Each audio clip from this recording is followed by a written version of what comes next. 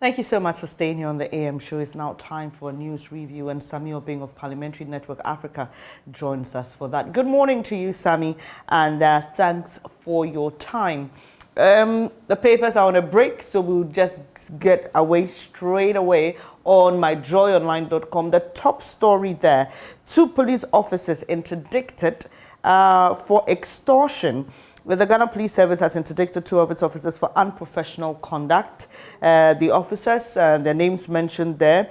And there is a particular video making rounds on social media which shows the officers interacting with a driver. And unknown to these police officers, they were being recorded. It's been quite some time we saw some real action against police officers who do some of these things. How does this make you feel?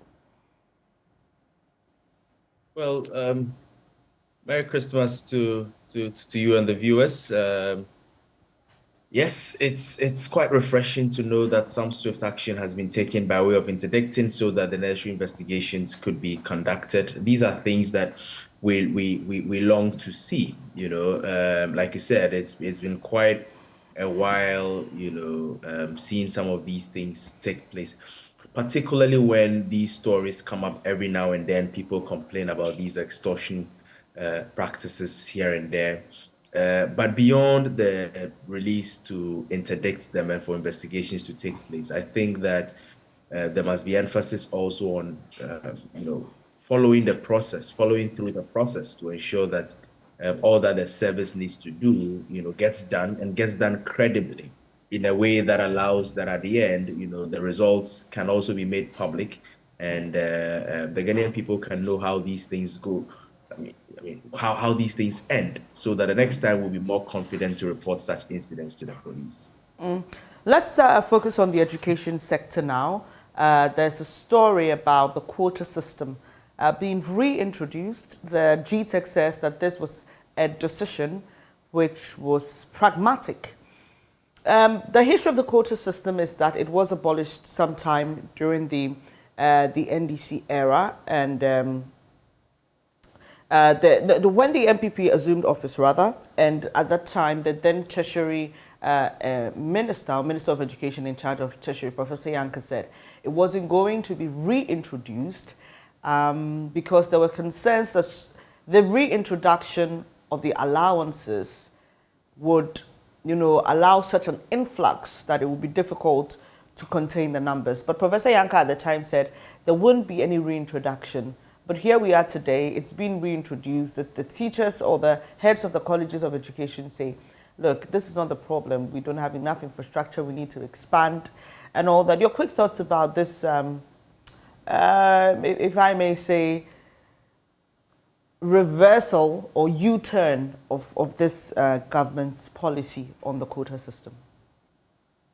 Well, I have not delved deep into the reason why it has been reintroduced. But of course, the first thing that jumps at anybody upon hearing these and the background that you just gave is how, for some strange reason, we seem to be doing what many people can consider as trial and errors with our education system. One time we introduce something and then we abolish it, and then one party comes to power and then they introduce something else.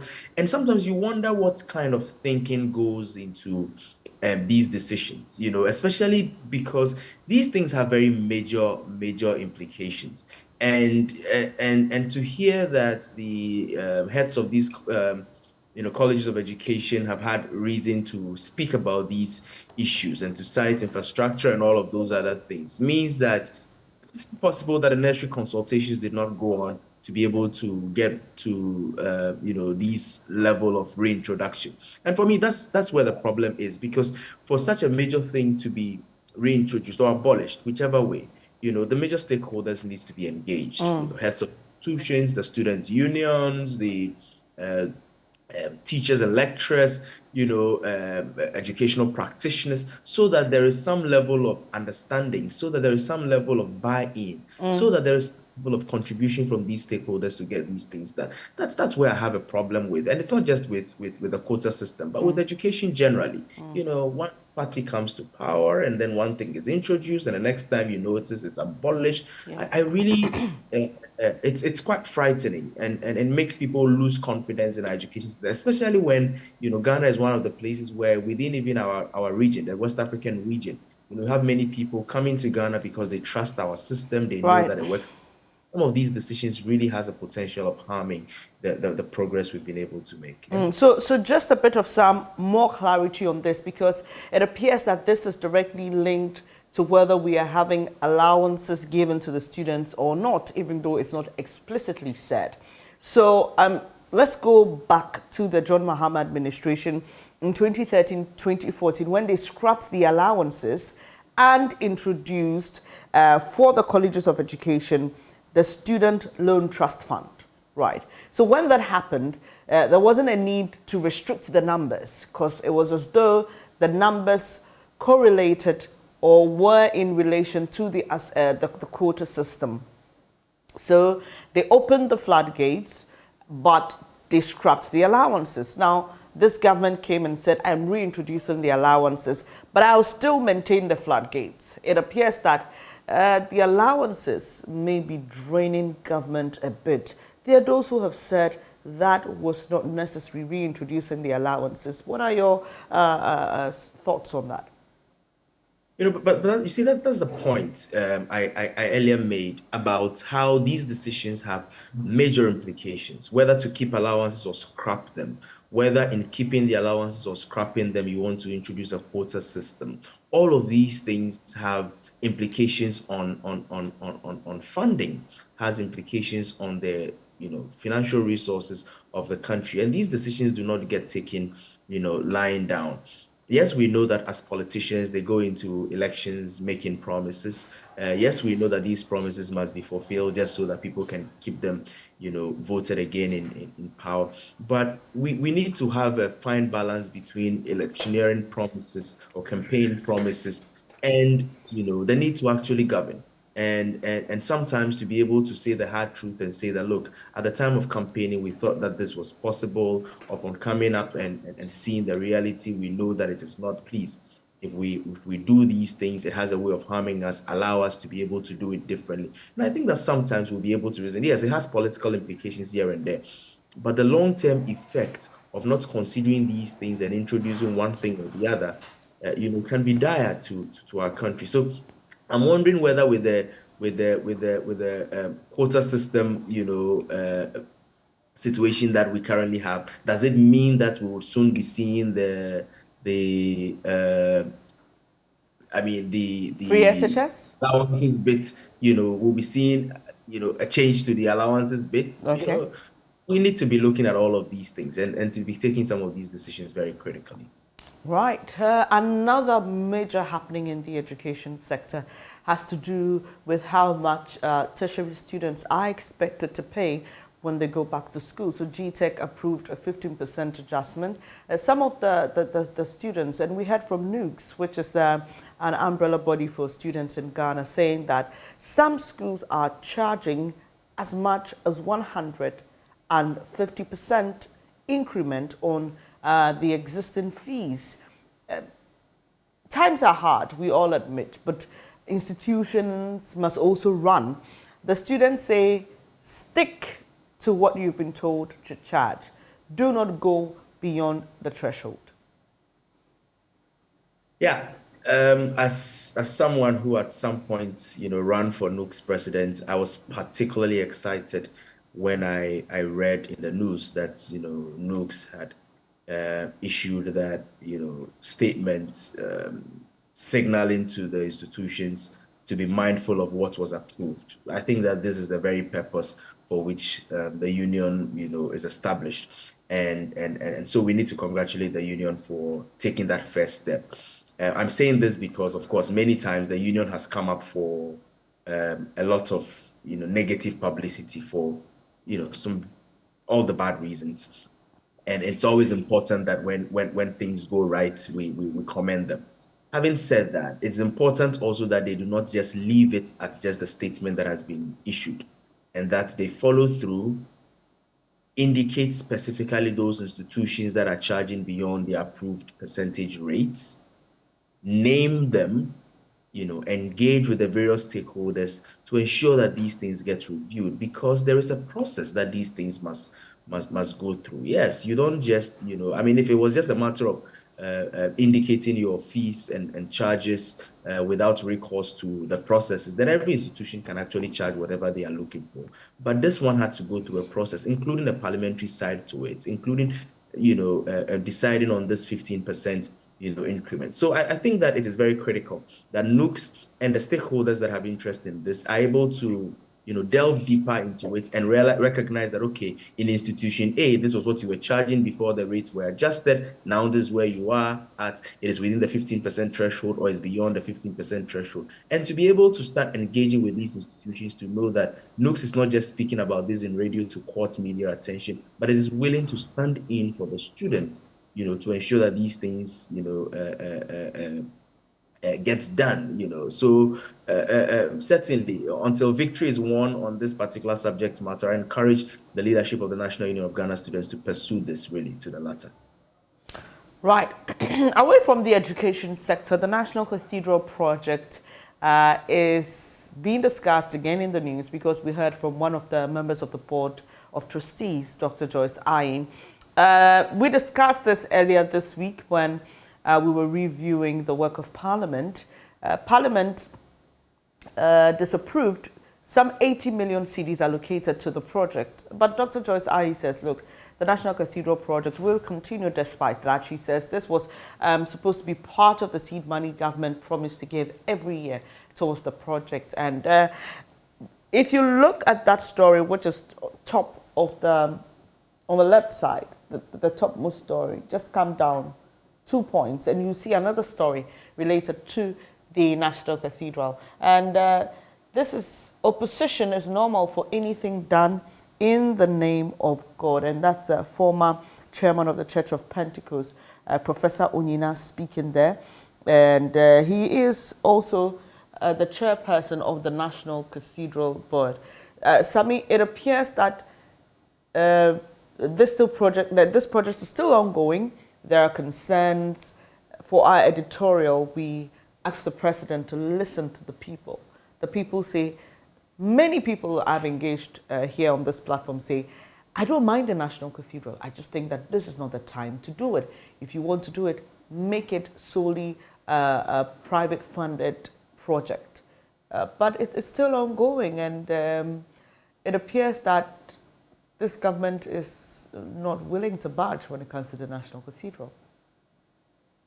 Oh, well, it is important to note that the two reports that you have cited, had comments from members who are on the board of the National Cathedral. These are religious leaders who have been selected to spearhead a particular project. Like members of the board of my organization, if we believe strongly in a particular project and we are pursuing it and we face a stumbling block, I really think that members of my board, including myself as executive director, will stand strongly behind the project and will look for innovative ways to complete it. And we'll defend it in the media also, as strongly as we can, because we believe in it. So it is not out of their right to, speak about these things the way they do.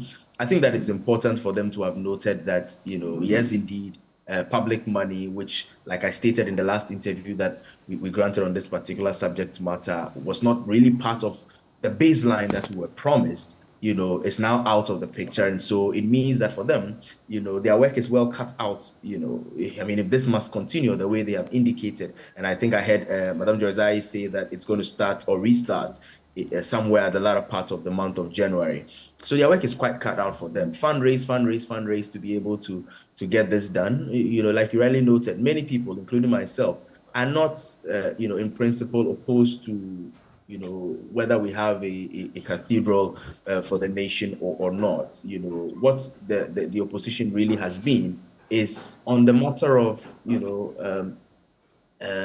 how it gets funded, and whether it must be funded with public money, especially around this time when, things are getting harder for the nation, for the things that we are looking at prioritizing with our meager resources and what have you. So one, I am not surprised that the leadership of the cathedral board are still sticking to their guns. But more importantly, I think that it helps to clarify that they know themselves that their work is well cut out for them. The original principal way of raising resources for this particular project, which was to do private fundraising, is certainly what needs to be done, and so we expect them to go out there to do that. But like many people are also expressed in the media, we need to be watching out for implementation of some of these things that the parliament either approved or disapproved, to ensure that even in actual implementation, people do not go out of their way to do things that have not been given authorization so to do. Away from that, I beg your pardon. This morning, we'll be speaking to the Ghana AIDS Commission. It's worried about the rise of infections in the country, also because the funding to do the work is not as the Commission would want it to be. In fact, most of its funding comes from external sources. About 2 decades ago, we began to see a decline in the number of infections. Some of these positive achievements have been linked to the kind of campaign that we saw at the time on television, on radio, and education about the virus. That has gone down really, really sharply. And there's almost nothing about it. Quite recently, we just started talking about HIV and AIDS again. We have heard in some communities where AIDS was not a thing, they're beginning to record some of these cases. Aguda East has recorded 60 HIV cases in 2022. Now, the worrying thing for the Commission is that because there's no education and there's no mass testing, there are people who are carrying the virus who do not know, and so they're not taking care of themselves well. They're spreading the virus unknowingly. As a people, do you think that we understand that some of these things must be sustained, and that when you achieve something, you don't stop doing it just because you are recording some gains?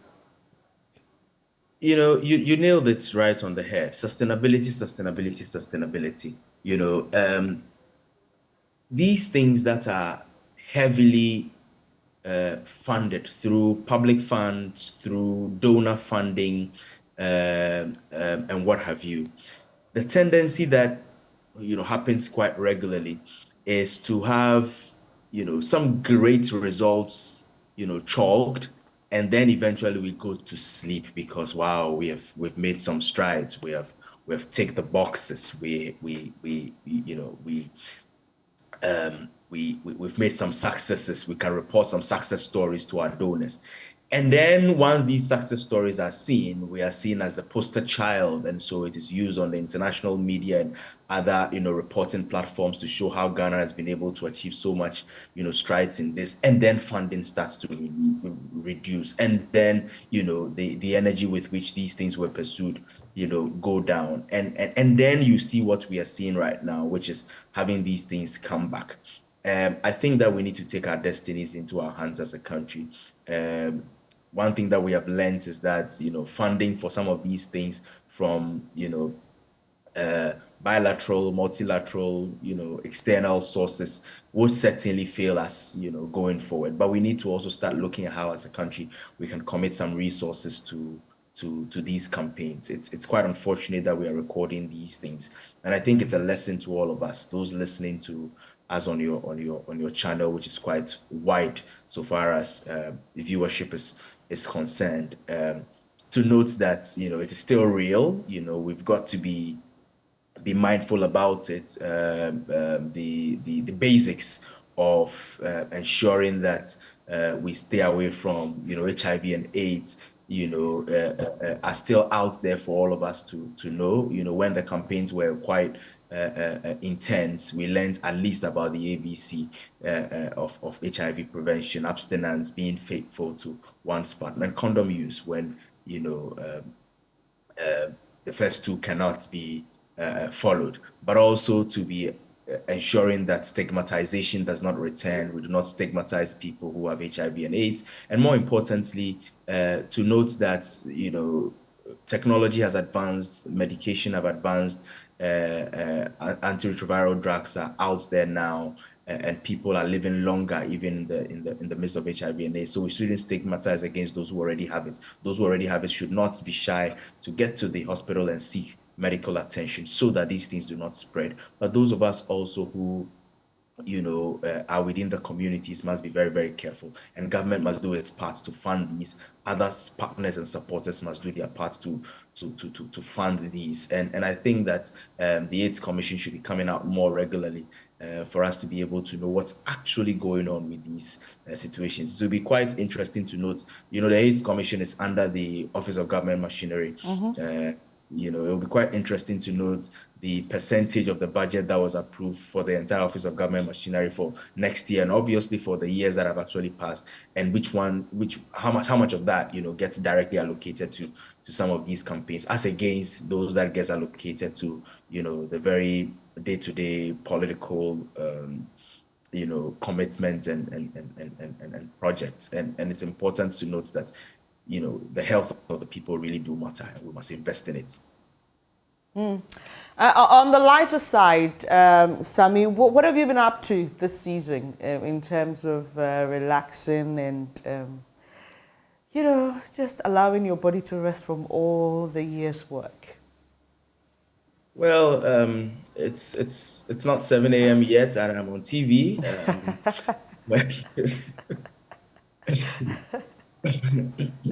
And it's supposed to be Christmas holidays, so I think it sums up what's been happening. Parliamentary Network Africa has been on break until the 10th of January, but yes, there's been some work still out there to be done. But even in the midst of that, at least it's good time to hang out with family, to engage with friends. We've been doing a lot of those. To, of course, find time to rest so that we can rejuvenate for the new year, because it promises to be an action-packed new year. And of course, as the Anglican that I am, I've been very much involved also in a lot of church activities around these times when church activities becomes also the order of the day. And yeah, finding time to hang out and to keep the work-life balance, church-life balance, I'm asking this question because Maps and I were around Akosombo to explore the tourist destinations in that area. We realized that it's one place with so much, but a lot of people do not really pay attention. Usually they will end their activities around the Adomi Bridge area, which is not Akosombo in itself.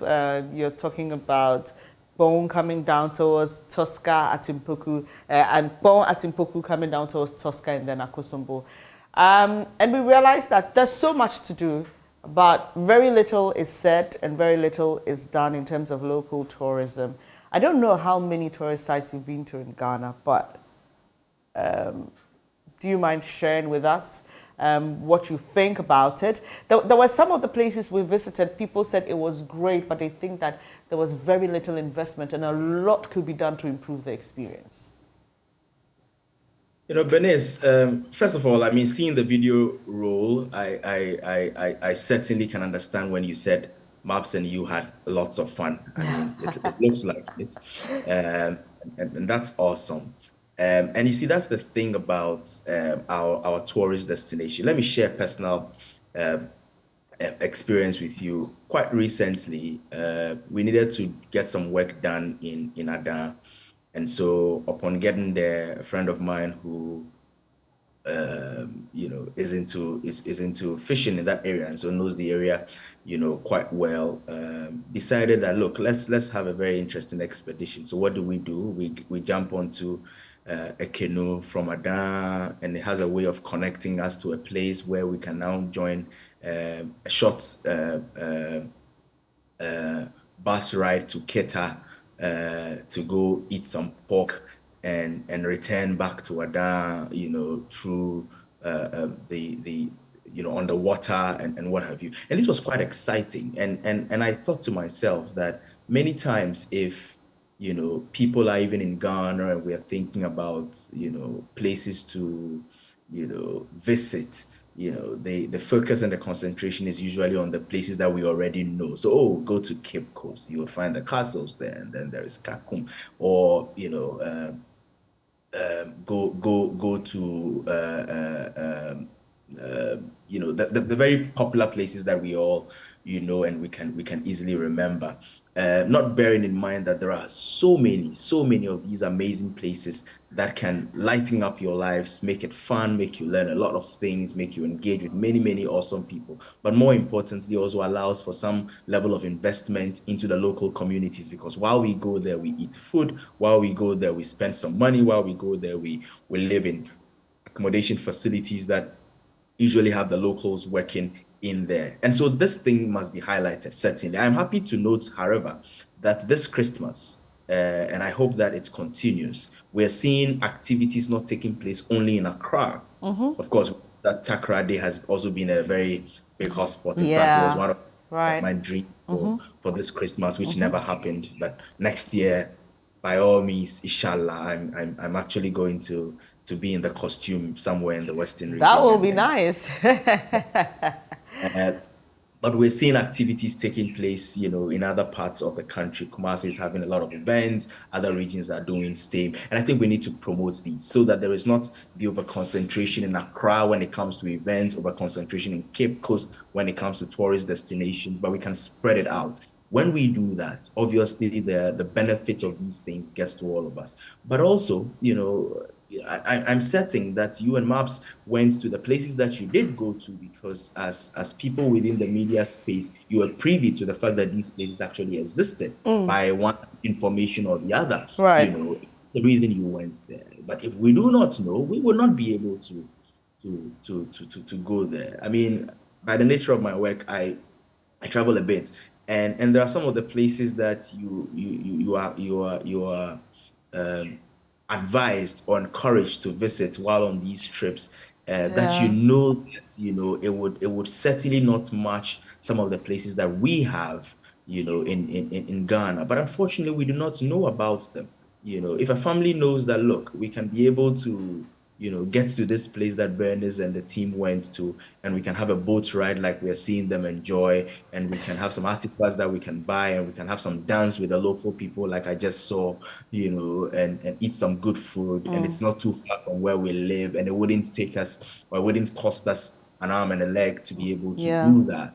And yes, we'll be interested in doing that. So maybe platforms like yours, which also go very far, could be looking at such activities and programs on your platform that tells us about these places that we know close to little about. Because I dare say that in every district in this country, in every municipality in this country, you can find one or two interesting places that if we focus on these places, could be doing magic, for us. We're learning of how Qatar is planning to turn the hotel that Messi slept in, the hotel room that Messi slept in, into a museum, I am told. We're told about how, a place that Barack Obama visited and had lunch in some restaurant somewhere, the table and the space, has been mapped out as a place where people go to visit. Some of these it would not cost us much. And some of these things, we already have them, So it's just a matter of focusing on it. And the various local assemblies, local government, local authorities could be focusing on some of these things as a way of raising revenue internally. But we need to help with the publicity so we would know that these places exist, so we'll patronize these places. I like that you bring the Qatar example because Qatar had an agenda and it's achieved it. It's been a long-term one. And, people always talk about the heat in that part of the world, but they still go there because there's a pull factor. Do you think we've done well? We've tried with the year of return, and I must say it's been successful to a certain extent where we've had expats come home. We've had Black Americans come back, look for their origins. When you're talking about Mercy's Room, I'm beginning to think Barack Obama was here, Steve Harvey has been here. What can we do around these personalities even to draw more people to our country? But should we be having more of a nationalistic drive? I appreciate that some of these places are owned by private people, but when the businesses do well, they'll pay taxes back to government. So should we be looking at having more of a nationalistic drive towards tourism and investing in that sector, seeing that for many countries, that is the cash cow? The decision making must be on the back of evidence, yeah, and evidence that has been tried and tested, and you could see results. And so I'm happy you cited the year of return. It's one of the single most impressive initiatives that I personally, always credit government for. It was amazing, but for COVID and what it did to us, I'm sure that particular project would have, gotten us further, even with the initiative of Beyond the Return, and why did it succeed so well? I think it succeeded because, at the center of it was government's drive and passion and willingness to commit, to it. But it also involved partnering with private sector to be able to get some of these things done. And it was very, very successful. And for me, that's the evidence we need to be able to make, further decisions. We had the evidence of how many people trooped into Ghana in the year of return. We have evidence now even on how many people are willing to or are coming to get their Ghana citizenship as a result of that. We have evidence on how much resources we're able to accumulate as a result. This evidence must inform us to know that there are other sectors that if we certainly invest in, we can be able to make some awesome gains. And I mean sectors within the tourism, industry. What if people are not just returning to Ghana? Of course, the first thing is to return to Ghana, which is the place that they can consider as their place of birth. But on coming to Ghana, we're encouraging them to go to the exact places where they can trace their lineage. So if you return to Ghana and you think that your lineage is from Latte on the mountains, where I come from, how are we encouraging you to get to Latte on the mountains? And if it is the Akonedi Shrine or the amazing weather in Latte or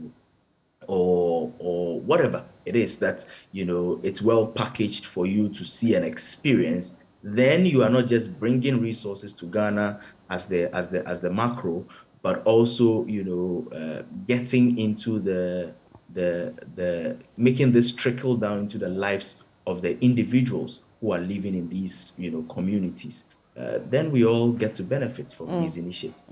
Great stuff. So the holidays are not over. In January, some people still have a few more days. There's a holiday. So you can plan around, get somewhere, go to a local tourist site, visit the place, relax and have fun. But thank you so much, Samuel Bing, for joining us this morning for the news review. He's Executive Director, Parliamentary Network. Well, it's now time for AM Sports. I'll be back after that with the big stories.